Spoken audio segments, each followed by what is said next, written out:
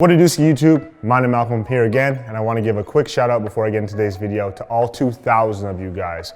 You guys have really been showing mad love on the last videos, running up the comments. Yes, I get it. I know I look kind of like J.R. Smith and Kid Cudi or whoever you think, but keep it coming because you make me laugh when I scroll through and I see everything and I see all the love. And today, another video, of course, on some shoes, but definitely not going to disappoint. The last time this model came out was back in 2012, and honestly, I missed out on these in high school, so I'm super happy to have these in front of me today. You can never go wrong with white, black, and red, and just judging by the box, as you can see, it is a Jordan 4. This shoe is full of a rich history.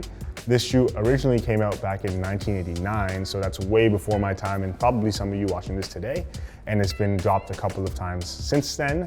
In terms of kind of relevance, this is one of the most relevant models in modern society in this year in terms of drops, and it's a refreshing take on an OG that deserves a spot in anybody's collection. But let's take a closer look. It's better to definitely show you than tell you. So first things first, I want to start with the box. As you can see right away, there's a vibrant fire red Jumpman logo, and this is actually accented by the white flight text. All black box top, and right below, you may not be able to see it, but there's also cement print all around, which is super reminiscent of the Jordan 4 and Jordan 3 models. And this is a dead giveaway of what silhouette actually lies within this box. And pulling off the top of the box, what do we have? Some more cement paper, obviously. And now time to get to the good stuff. Just look at this shoe. Realistically, I can end the video right now, and I don't even gotta say too much. It's a modern day classic. When I see this, I just think of years and years of countless basketball I watched and how much this has influenced a whole generation. But let's take a closer look.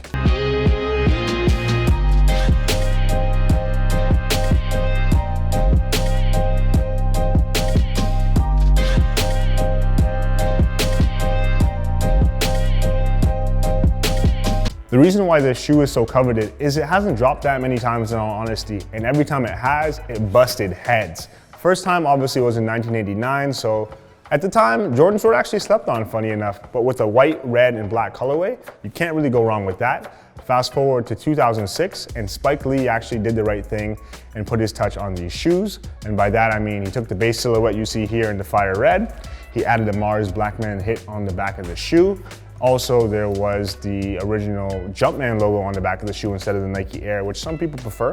Honestly, I'm more of a Nike Air guy, even though I wasn't born at that time. And unfortunately, there was a notorious midsole cracking issue.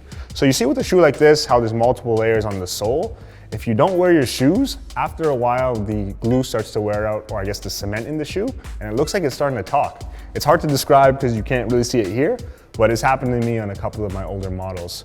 So for today's model, it's straight from the OG. It's a straight synthesis of the 1989 model with 2020 materials, and they really knocked this one out of the park. Starting with the outsole, it's a herringbone tread pattern, which is complemented by a big red hit, white and gray. With the midsole of the shoe, it's a mix of actually white, red, and black, with red being on what I would call the mudguard and the black on the accents. There's also the air bubble in the back of the shoe, and yes, there is air in this, and if you pop it, you will be very disappointed. And if you were to take a bird's eye view of the shoe, the first thing you would actually see is that iconic white plastic mesh netting on the shoe, which is complemented by some flat white laces, which honestly, I think makes a good pairing. And right above that, you have the typical Nike Air tongue tag, which features a Jumpman symbol, a black flight text, and an all white background. Making my way to the inside of the shoe, there's something that might catch you off guard. There's the inverted Air Jordan logo, and I bet you're wondering to yourself, why do they have this written upside down?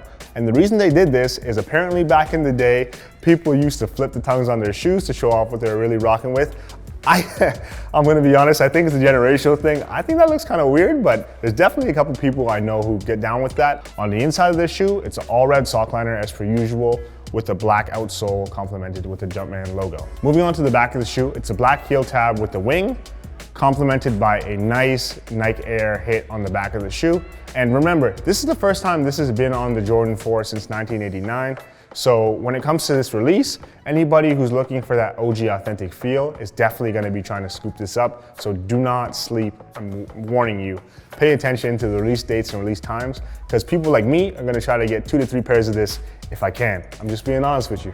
Taking your attention to the medial side of the shoe, right away you can see obviously this orange Nike Air tag, which comes with a lot of the Jordan 4 models, 2 fire red eyelets, contrasted by a black Jordan 4 wing, and this This combination specifically is actually what makes the Jordan 4 silhouette so iconic. And now I know you're wondering, Jordan models tend to vary in sizing. I'm glad to say that this is one of the shoes that run true to size, but there's a caveat with that. If you do have more of a wide foot, you'd be good to size 0.5 up because honestly, the Jordan 4 is not the most comfortable shoe that you can wear for a long time, but it's definitely one of the more sleek silhouettes that you can have on foot. Despite all the history and all the pop cultural references that this shoe comes along with, I really want to know what you think. Do you think this shoe lives up to the hype? Or is it just another old model trying to chase its former glory? For me, this is definitely a staple in any collection, and I'm gonna try to get a pair on foot as soon as you watch this video realistically, just so I can get a nice picture off and go back inside. In terms of releases, make sure to stay tuned with all the normal social channels as per usual. They should be announcing something really soon, so make sure you keep those notifications on. And if you want to stay in tune with everything else in the sneaker and clothing world, make sure to subscribe to Nrml on TikTok, Twitter, and Instagram, and subscribe to the channel if you haven't already, duh. Like the video if you like the video, and I appreciate the love as always. I'm wishing you guys the best of luck, so make sure to actually drop a W in the chat if you end up picking these up, because I'm super interested to see who gets lucky. If you want to find me, you can find me at Malcolm as per usual. Appreciate the love, and I'll catch you guys in the next one. Peace.